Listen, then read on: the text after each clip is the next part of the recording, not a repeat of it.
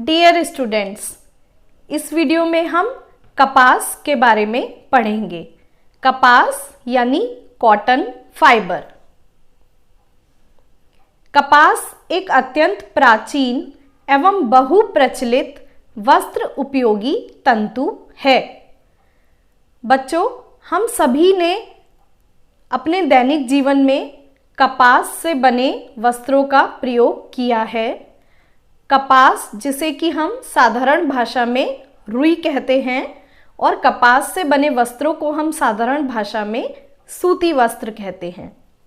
तो हम सभी के घर में सूती वस्त्र अवश्य ही होते हैं। कपास के वस्त्रों का हम दैनिक जीवन में अनेकों प्रकार से प्रयोग करते आ रहे हैं। कपास एक अत्यंत ही आरामदायक एवं बहुउपयोगी रेशा है। आप सभी ने देखा होगा, जितने भी हमारे घर में सूती वस्त्र होते हैं वो बहुत ही आरामदायक होते हैं और मल्टीपर्पस होते हैं, बहुउपयोगी होते हैं।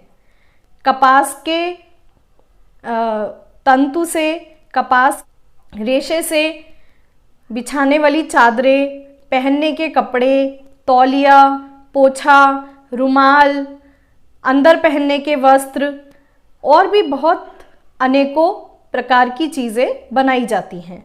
तो इस प्रकार हम कह सकते हैं कि कपास एक बहुउपयोगी रेशा है।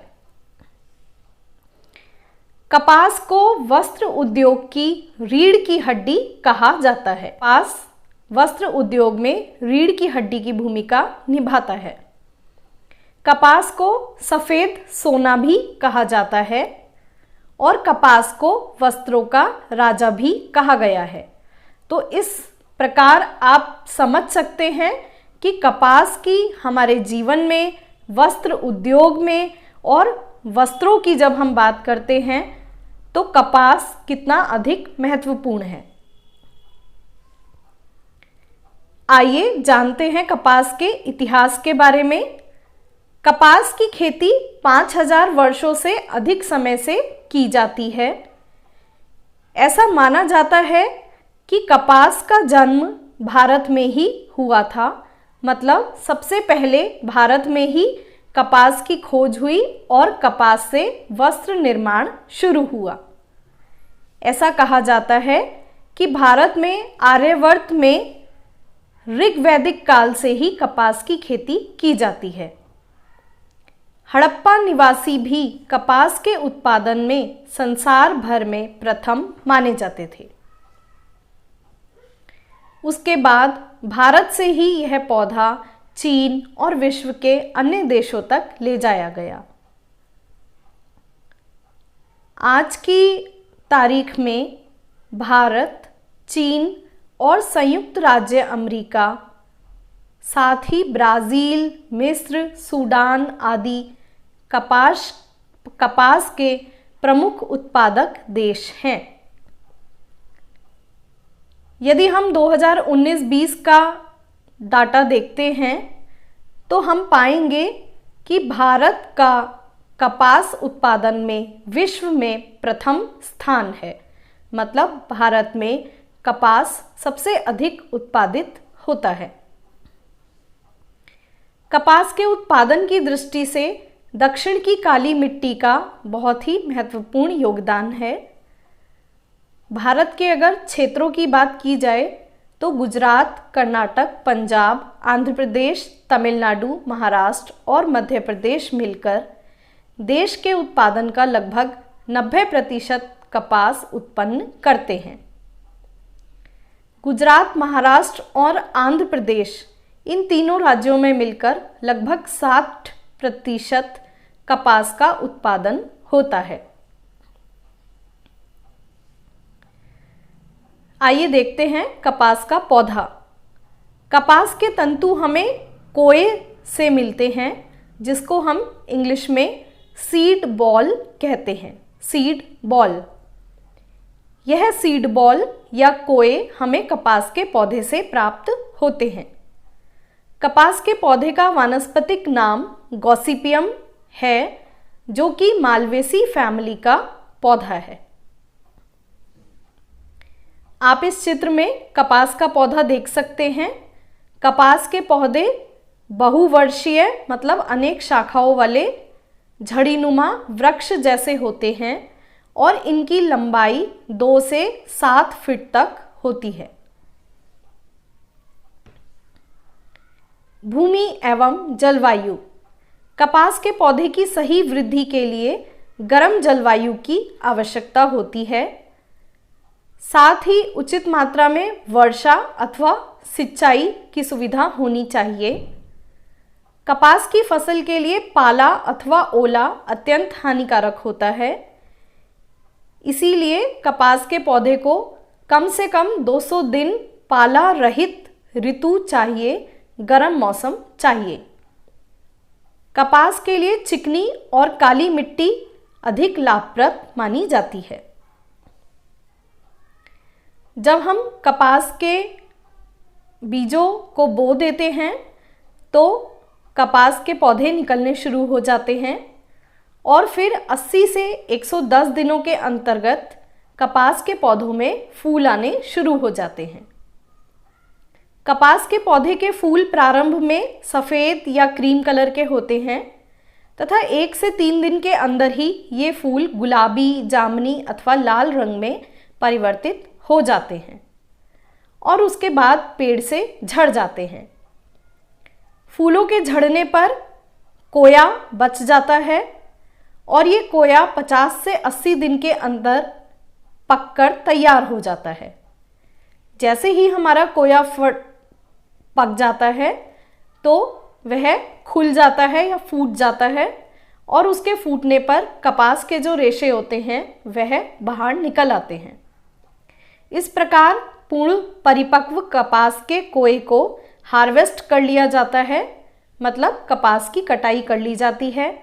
कपास की कटाई हम हाथों एवं मशीनों दोनों के द्वारा कर सकते हैं।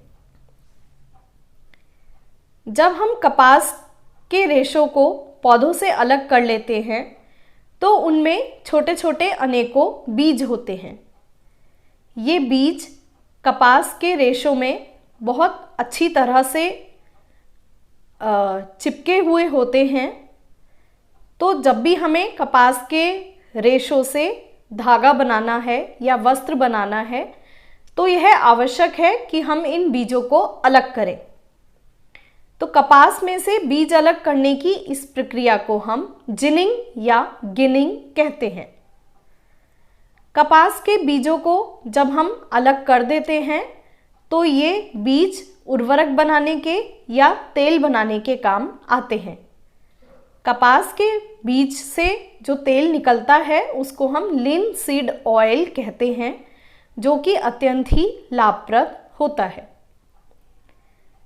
कपास के रेशों की लंबाई बहुत ज़्यादा नहीं होती और कुछ रेशे बहुत अधिक छोटे होते हैं जो जिनिंग की प्रक्रिया में भी बाहर निकल जाते हैं। इन छोटे रेशों को हम लिंटर्स कहते हैं। इन रेशों से धागा नहीं बनाया जा सकता।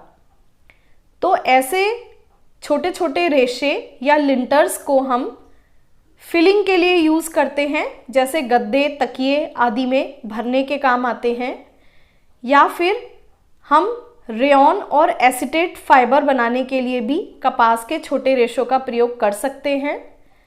साथ ही कागज़ जो कि सेलुलोज से बना होता है, तो कपास के छोटे छोटे रेशों को हम कागज़ बनाने के लिए भी प्रयुक्त करते हैं।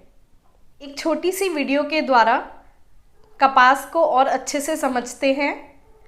ये कपास के पौधे लगे हैं एक खेत में, आप देख सकते हो इन पौधों की लंबाई बहुत अधिक नहीं है। कपास का फूल है जो प्रारंभ में क्रीम कलर का होता है। धीरे धीरे 1 से 3 दिन के अंतर्गत यह गुलाबी रंग में परिवर्तित होकर झड़ जाता है। तो उसके नीचे हमारा कपास का कोया बनता है जो अभी अपरिपक्व है। कोया पकता है।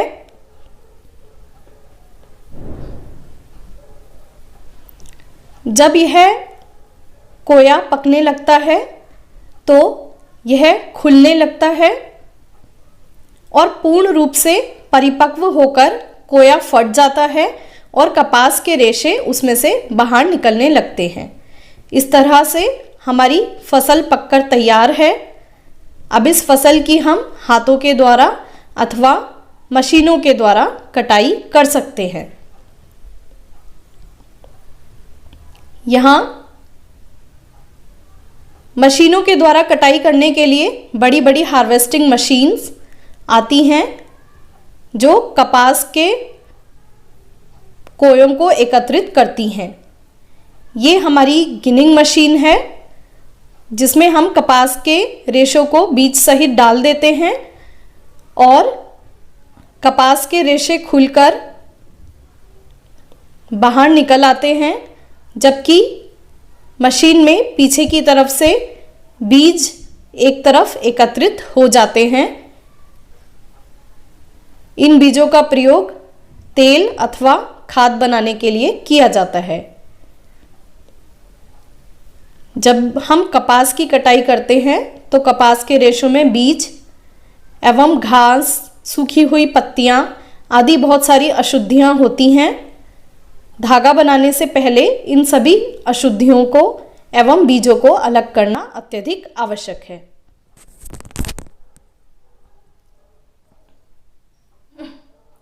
तो बच्चों, आपने देखा कि कपास के पौधे, कपास हमें कहाँ से प्राप्त होती है, कपास के पौधे कैसे होते हैं, उनके लिए कैसा मौसम, कैसी जलवायु चाहिए और कपास के रेशों की कटाई एवं हार्वेस्टिंग किस प्रकार की जाती है। आगे की वीडियोस में हम कपास के तंतुओं के गुणों के बारे में पढ़ेंगे। इसीलिए आप हमारे चैनल के साथ बने रहिए और हमारे चैनल को सब्सक्राइब कर लीजिए ताकि जब भी कोई नई वीडियो आती है तो वो आपसे छूटेगी नहीं। धन्यवाद।